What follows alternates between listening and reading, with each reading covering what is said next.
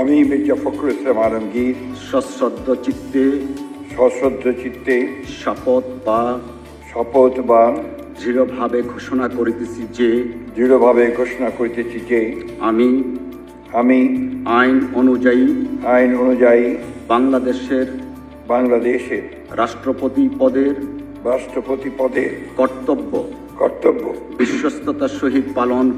বিশ্বস্ততার সহিত পালন করিব। আমি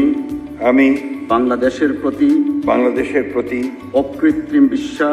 অকৃত্রিম বিশ্বাস ও আনুগত্য পোষণ করিব।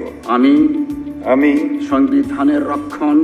সংবিধানের রক্ষণ সমর্থন ও নিরাপত্তা বিধান করিব এবং আমি ভীতি বা অনুগ্রহ অনুরাগ বা বিরাগের বশবর্তী না হইয়া সকলের প্রতি আইন অনুযায়ী যথাবিহিত আচরণ করিব।